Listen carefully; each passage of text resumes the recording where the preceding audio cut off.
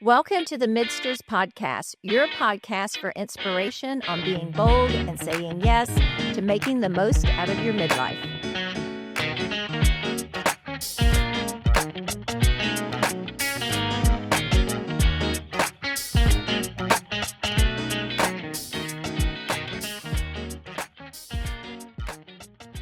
Marianne, you and I talk about travel a lot on this podcast, in part because travel was what led us to create a podcast in the first place, and it's something we're both very interested in. But I thought today we would talk a little bit more specifically about the internal benefits, if you will, of travel, because you and I both took really big trips this year that I know from our conversations have been trips that have really affected us deeply and have affected our mindset and our view of the world. So I thought we would sort of focus on that and maybe also talk about other trips we've taken that have had similar impact.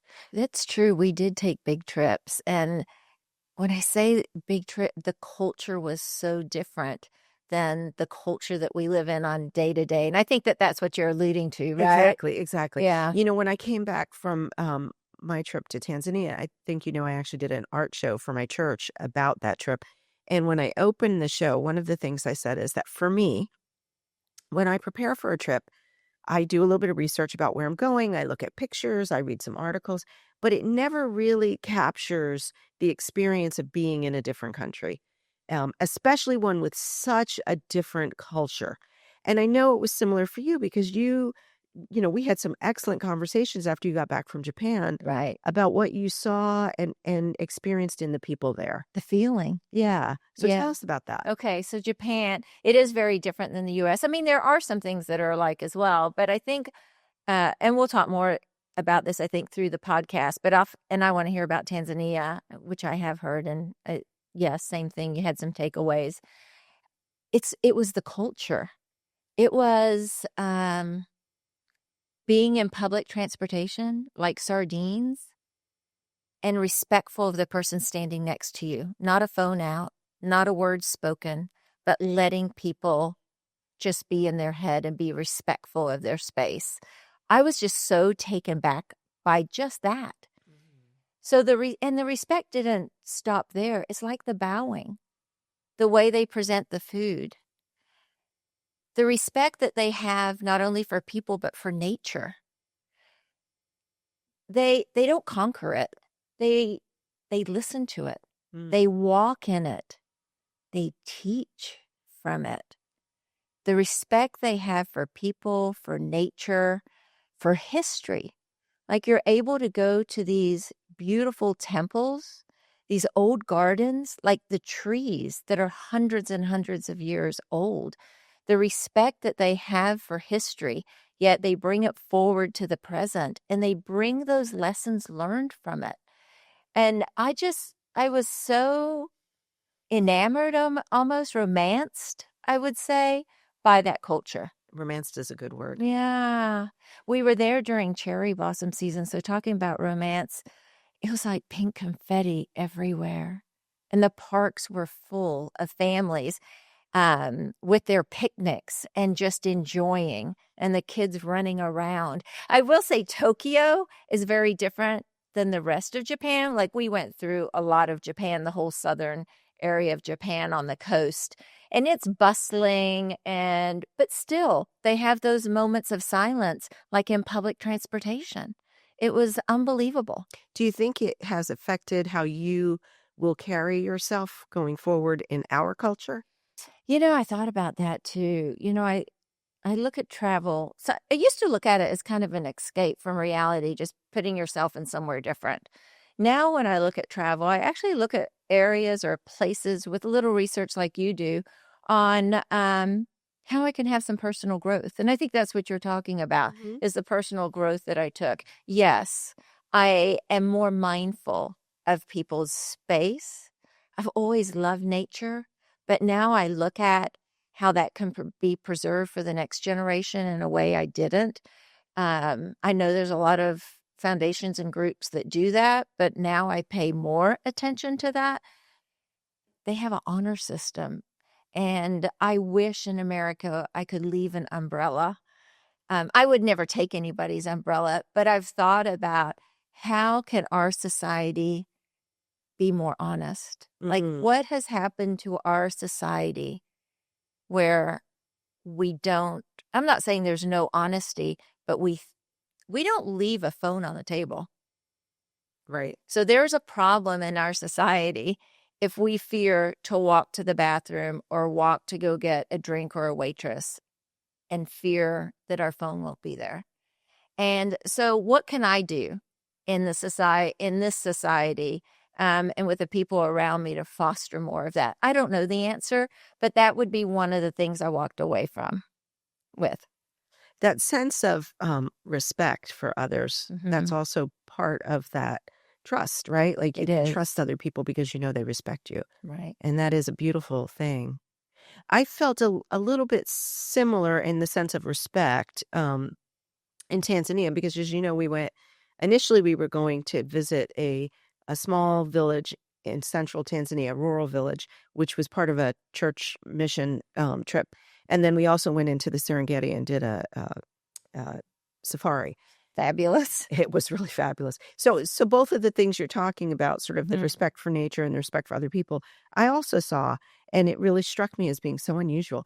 But for the respect for people part, this was the one thing that really resonated with me. When we met with the people in the village, everybody was sitting in sort of a big circle, and we were sort of talking about what developmental needs this village has. And I was just blown away because as individual people spoke, so a question would be thrown out to the group, and there would be silence for a moment. And everyone was waiting to see who was going to respond. And then someone would slowly stand up, and they would wait a moment to make sure nobody else was going to stand up and that they had Mhm. the floor.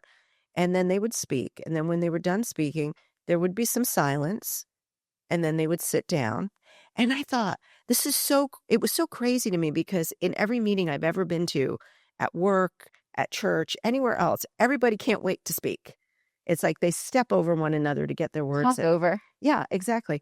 And here it was more about respect, like Mhm. giving people the full opportunity to have their say and to let their words resonate with the listeners before the next person spoke. And I thought it was like, wow, why can't we do that? We're always in such a hurry. I think that's part of it. I think that's part of it, and we are on autopilot. Like, it's hurriedness is a great way to explain it. I think our brains are so wired to move within seconds. I mean, fractions of seconds, just moving, moving, moving. I think that's why I like nature so much. Because it slows It everything down. doesn't talk to you. Right. Exactly right. It speaks to me, But it does. but it doesn't talk to me, right? Exactly right. And also they, at least in, certainly not the case in Japan, but in Tanzania, nobody has a cell phone, right? There's very little technology. The only TV was in the pastor's house. The only folks who had phones used them actually for online financial transactions, which was kind of I wild. see. But nobody's using it to play video games, watch TikTok, call their friends, text anybody. That doesn't happen. So consequently, they're more present in the moment. Right. And time is elongated in a way that it isn't for us. Mhm. And also, because they don't have those distractions, there was like just this innate sense of community. And from that sense of community, joy Oh my gosh. that I totally wasn't anticipating, but it knocked my socks off. I saw it in the photography of yours. And we have a mutual friend that used to talk about going to Africa and Ethiopia. And like the individuals had innate joy. They woke up in the morning with the biggest smile on their face, not knowing if they were going to have clean water. They didn't have Food. shoes on their feet. They didn't have medical services, but they had joy. Getting back to like the hurriedness in life and comparing these cultures as well, like we were talking about how we talk over each other and just keep going. I think we're so self-consumed, Yeah, I think right? you're right. I think you're right. There was definitely a different sense of community. And I think that's kind of touching on Yeah, what you felt in it Japan is. also than we have at home. And, the American brand, if you will, is individualism. And I think there's something to that. It's good to be able to be your own person. Right. But there's also something about the gift of community. I agree. And I definitely felt in the village in Tanzania that everything operated at a community level. People shared what they had to say because they thought perhaps their words would resonate with the community and would help enlighten the community in some way, as opposed to, I just want to have my say. Mm-hmm. That makes sense. Well, I think here in America, and we're probably all guilty of it at points in our lives, it's important to us what we say, not what we hear. That's exactly right. And that, I think, is an issue that we're feeling in our society right now, politically, Mhm. right? Not, we don't talk politics, but we want to say, but we don't want to hear. Yeah, And that is what brings community together. It is that exchange, and it's beautiful when it happens. it really is. And there's a whole culture built around listening, Mhm. right? Listening to Yes. other people, listening to nature. Yeah. So, the second part of our trip in the Serengeti, just seeing how the animals interacted, like, yeah, lions will kill other animals to eat them, but they don't kill just to fight. Right. And they don't really, they're not going to go in conflict with other creatures on the plain just for the sake of getting in conflict. No. And It's survival. it's survival, but survival also involves letting other things live Yeah. because most of the time they're not bothering you. Mm-hmm. We don't have that, No. right? We're in conflict all the time. The last night we were in Africa, in Tanzania, when we were on the safari part, there were a group of young men that were operating the bush camp that we stayed in. So we stayed in basically tents in the middle of the Serengeti, and um, they did a performance for us at dinner, which was very unexpected. They danced, they sang. It was super cool. Like there were 9, 10 guys that were running this camp, and then one of them gave a little speech, and what he said was like, there are something like 120 different tribes in Tanzania. And he pointed out that each of the 9 or 10 men that were working this camp were from different tribes. And he said, as different tribal identities, we have different primary languages, we have different cultures, Mhm. but we also have a lot of similarity because throughout the country, we do many things the same. We tend, he said, to look at what we have in common to operate this camp for you rather than what we have Oh, that's differences. different. And he said, look out on the plain and you'll see all the animals coexisting. That's Africa. Mhm. And he said, it will teach you everything. And I really thought about that. Like, what did I learn? And I think what I learned was coexistence requires a certain amount of sacrifice of self. Like, you Right. have to put your ego aside to coexist with other people. Yep. And really let a little bit of them into your space, which is something we don't do. That's the self-absorbed piece I was talking about. Yeah, exactly. I don't think we have to go to faraway places either to have takeaways. I- It is important for me to see things. Like I want to see things, but more importantly now in my late 50s is not just to see things, but more importantly to see what changes me Mm, in a good way. Like that is so important. Personal growth is so important. And I think that if we don't explore other people, other things, then we can't grow in the way that is will move us forward. mhm. Right? And you and I have traveled a lot. You're with you have a lot with your family and in girls travel. I'm going to talk a little bit about the girls travel too right now.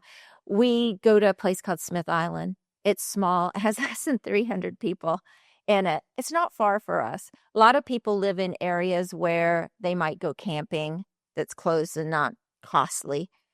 But to sit in that and to take what it can give you, not just to see, but it allows you to be in your head. It allows you to see how people live around you. The simplicity of life, like not just going to a city, but choosing these areas, the simplicity of life in other cultures. And I'm talking in the state of Maryland, but a totally different culture. I've learned from that over the years. And we've Yeah, gone on 3, several 4, or times. 5 times, and we go because what we leave with. Yes, there's some beautiful photographic opportunities, but to me, I leave wanting to come back to these people. I don't agree in everything that they think about or their mindset in every single way, but they've got something right, and I want that right in my life. I think part of it is again, for me, I'm focused on community. And I think that was kind of the theme that I took away from this summer. At a place like Smith Island where, it is a small community Right. and there isn't a lot of outside influence because they're kind of remote. You have to get there by boat and Mhm. not many people go other than islanders who live there, right? Right. Or their families. It's not a huge tourist place, in other words. So community is everything. When your focus is on community rather than self, it brings you to a different place. Mhm.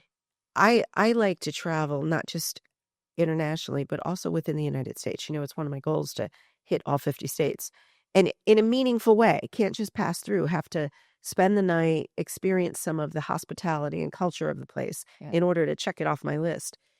And it's not just a checklist. It's because when I go to different places in different states, it reminds me of what we have in common. Mhm.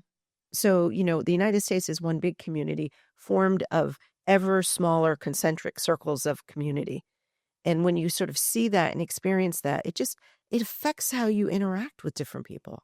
It's true. I think, listening to you, because I know community is very important to you. It is to me too. And thinking about listeners, how do people get involved with the mindset of community? I always volunteered. I had kids, was part of the PT, all that kind of stuff, developing community. But I think that now with technology and we're on our phones and those kind of things, I think community and knowing how to take something away from that community is starting at the dinner table even, Mhm. opening up conversations with your family, practicing listening, and what you can get from just that small, and then it can expand to whether it's churches, whether it's volunteerism, and then to travel. But if you put yourself in the mindset of being able to open yourself up to others, to listen, to get involved, to take away, the rewards are incredible. I absolutely agree. And I think part of that is to comprehend that that a conversation doesn't have to be transactional, right? Shouldn't be. It shouldn't be. I can listen to you and hear you and think about what you're saying. I don't have to give anything up to do that. It's not a who's winning this conversation. Right. I can do, at the end of the conversation, I can decide to disagree with everything you've said, Mm, but I've listened to you and yeah. heard you. And I would like you to do the same for me. That's all it is. Right. I also think a big antidote to sort of what ails us right now, because social media is the way we interact, it is travel. It is like leave your community, go to a different city. It can be, we live in Northern Virginia. Go to Richmond for a weekend. Right. And when you're there, when you go out to dinner, talk to the server that is taking care of your table. Find out about their life. Interact with people. Get to know people on a personal basis again, because our relationships are so removed. It's all behind a screen. Yeah. And, that just takes away this need to listen and build community, Right. because you're not really, when you're looking at a screen, you're not there to communicate in a real way. No. We live in Northern Virginia. I'm not saying anything bad about the DC area. There's so many rewards in it, but it is high pressure and it is like pedal to the metal. And I love just going 45 minutes away to the Chesapeake Bay, an hour away to the Chesapeake Bay, Right. because taking yourself out of that environment. And for people, for listeners, it can be their work environment that's just like crazy. So take a walk later or go camping, but find a place where you can just be in your own head. So yes, listening to yourself is also important. I think I Absolutely. told you one time, which is so true, maybe in a podcast. Um, people are so obsessed with influencers and how somebody might change their mind or something or lead them in a direction that may save them or help them experience something. I want to be my own influencer. I am my own influencer. I love sitting in my own head. Mhm. And I think travel does that as well. I think that once you get away, and I don't want to call it an escape because it's not an escape to me, it is about personal growth. And we can do that anywhere. Just like you said, I mean, you don't have to go far. Yes. And I actually find when I travel, because I'm out of my comfort zone and Mhm. out of my box that I live in when Yeah. I'm here, I just do see the world differently. I experience it differently. I look for different things. than I look for in my day-to-day life, right? Um, Creature comforts actually become less important. I have good friends that like they love to travel. They have to stay in a really nice hotel that has a gym, all the creature comforts of home. I don't want any of that when I travel. I want to actually explore myself outside of my boundaries Mhm. because that's what makes me grow. I think that's great. Yeah, no, it's true, right? I think that's the challenge in it as well. Exactly, exactly. So, And I will say, I need more than probably you a little bit. well, I was gonna say, I will say there were a lot of physical challenges to Tanzania, Tanzania. Yeah, being in the village was challenging. The food was different, the facilities were different, there's no plumbing. You had to kind of really stretch yourself. But that also makes you appreciate what you have when you come right? home in a way that I think like we can easily start looking at what we're lacking. Yeah, But when you travel and you come back and you realize like other people don't have things we take for granted, right. it makes you not take them for granted. Yeah, that's true. You know, another thing about travel, we're all from somewhere else, right? Yeah. So traveling, I go to Scotland. You've gone to Scotland with me as well. That's a different kind of takeaway for me. When I go to Scotland, I think about the clan I come from. It taps into a piece of me that also is some personal growth. It makes me want to listen to music of the Highlands. It Hmm. it evokes an emotion in me and a connection with a place I've never lived, visited many times, but never lived. And so there's not only growth, but there's a piece of me I try to grab back that goes back to my ancestry. And I think that's neat. So for listeners and for anyone, I mean, some people from Boston, some people from California, some people from Mexico. So spending time, if you have an opportunity to travel there and just sit in that and think about your ancestors and where you came from, I think is rewarding as well. I think that's really a great thought. Yeah, It I evokes absolutely agree. emotion It sure does. and connection. It's funny because, and I was just talking about this with my husband when I just also got back from London because my daughter moved there, and London resonated with me in a way that I didn't expect. Mm, Right, I kind of had a view of London just from watching British TV and right. etc. That was not at all what London was like. When the first time I went to Montreal, resonated with me in a way that I didn't expect. But I have been to other places that didn't resonate with me at all.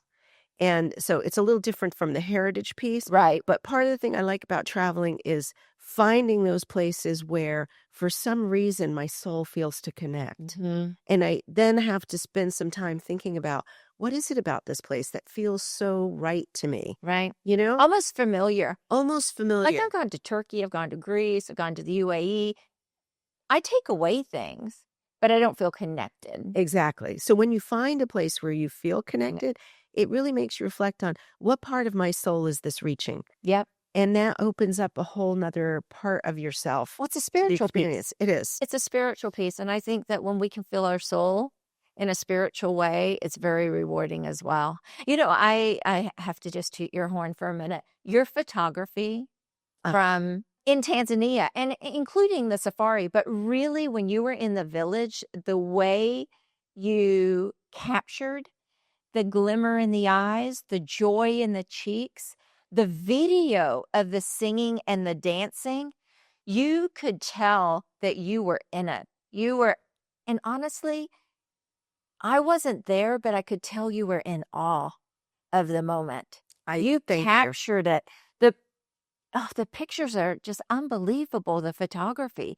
You captured the essence The of that village. the interesting thing about you saying that, and I appreciate, thank you for the compliment.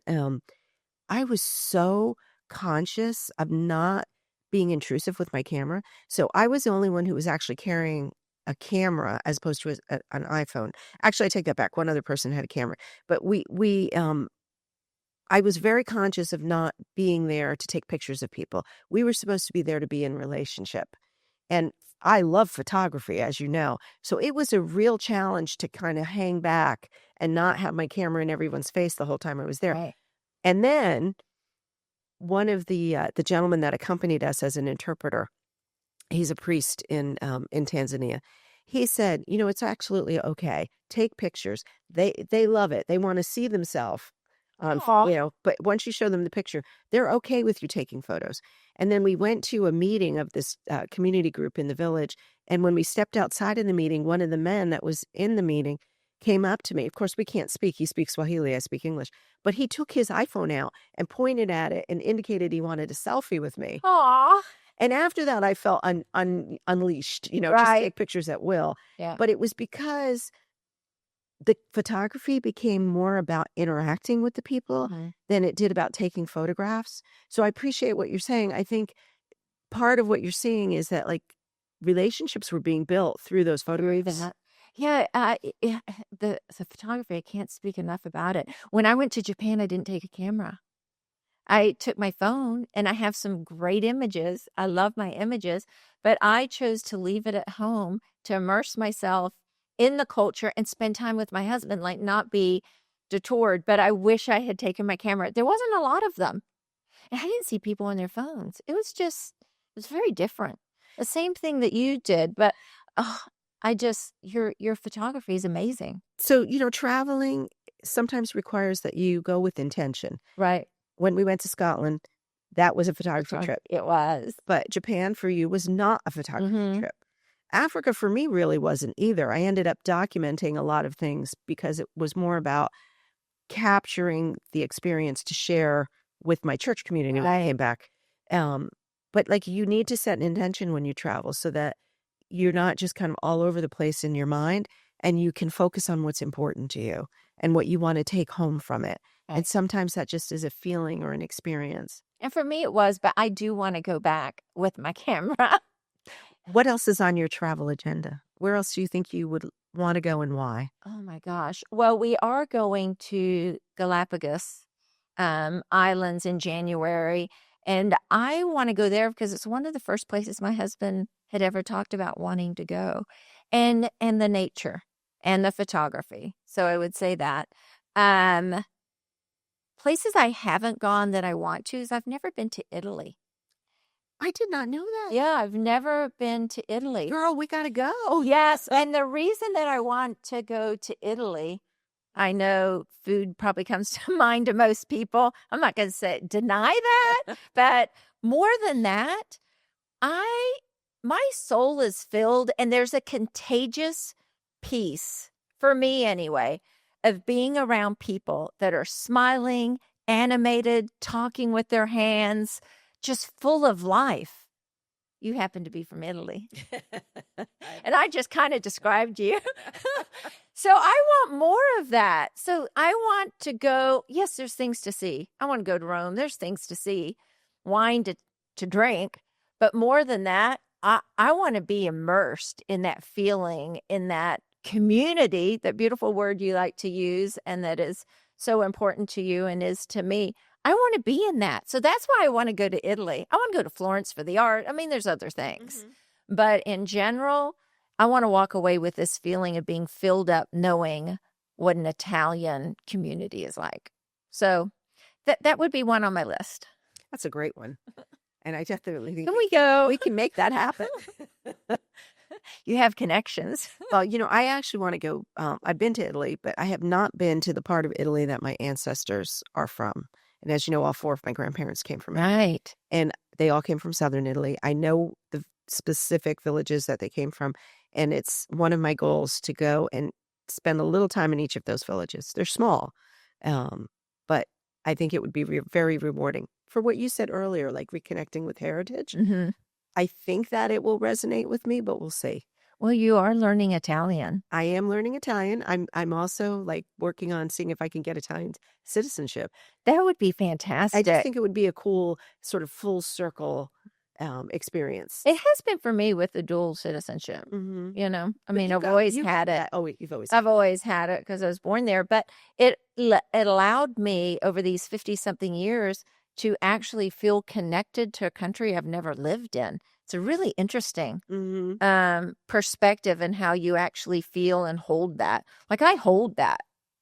Even though I know I'm American, I didn't step foot in this country until I was almost 10 years old. Right.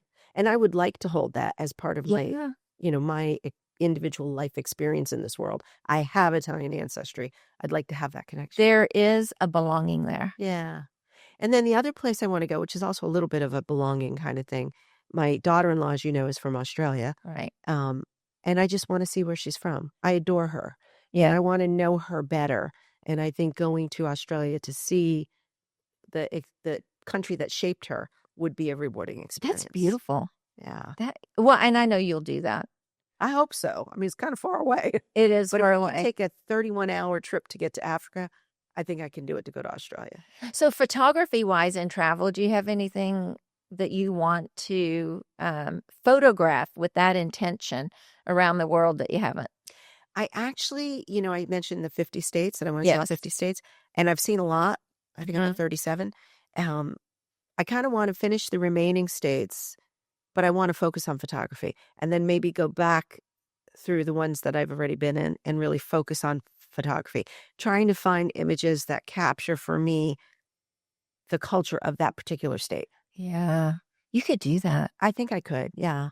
Again, like I'm not getting younger, but my husband and I want to take a drive out west, Mhm. do like a northern route, spend some time with Harry in California, and then southern route back. So that would give me time to sort of see everything. I don't know how many states I've gone to, but I will say I'm enamored about other states, and I have been since I was a kid.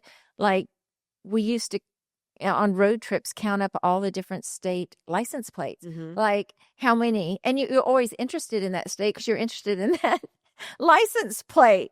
But to switch that to, get to know the culture or the people would be fun too. Yeah. Well, we will probably at some point have another podcast revisiting additional places we've been to and the experiences we've had. But I think it was good today to kind of talk about our takeaways and to encourage listeners. You don't have to go to Japan or to Right. Tanzania, but find a place that you think might resonate with your heart and your soul and go immerse yourself. See where it takes you. So we'll see where this conversation has taken our producer, Elizabeth, who always has great questions. When you travel and witness cultures that prioritize silence, respect, and space in conversation, how does that reshape the way you think about communication back home? It definitely touches me in a way or puts me in I try to put myself in more alignment of that, taking that away and sitting in silence and listening and learning from somebody else's perspective, but also giving them a sense of um, respect, almost like a boundary. When I talked about the example of the transportation, and I've always not liked talking on my phone in front of other people. I pretty much won't anymore. So that's just one small piece. I think for me, like watching, I talked about the meeting where everybody sort of took their turn and listened to everyone else. It makes me mindful that I have to model that for other people. And that the first thing and the only thing I can really control is my own behavior. So I need to show up to conversations more present, more respectful, more deliberate, and a little bit more paced a little bit better. I tend to talk really fast and talk over other people. I need to control me and bring to my interactions what I saw there, because that might encourage other people to give me the same respect that I'm trying to give to them. I talk over too. I'm really trying. It's so hard. It's It so is. hard. It's because our brains are just so fast. Yeah. And because we live in a culture where people don't respect other people Mm-mm. or their opinions. And We so, just want to say. exactly, we got to get our word in. Otherwise, we're going to be overrun. Well, maybe we won't get our say, but we could let what someone else says influence us. It's not going to hurt us. I think that's why I'm drawn to older people. Mm. I think maybe it's wisdom that brought them there, but they're good listeners. And when they do speak, it's wise. Yeah, and purposeful. It is. And maybe age is a piece of that as well. I think you're right, actually. Yeah. As photographers, how do you balance capturing a moment with truly living in it?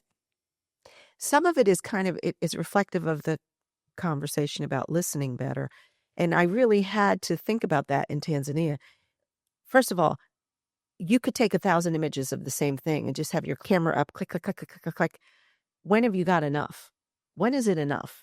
And usually it's like really the first shot. If you take the time to set up your shot, you're going to spend a whole lot less time shooting and then and a whole lot more time experiencing, because you could take your image to capture it and bring it home and then put your camera down and actually be in the moment and be a little more aware and perceptive of what's happening in front of you. So if another specific moment comes up that you want to capture, great. But just spraying and praying that you get great images, you're not in the moment at all.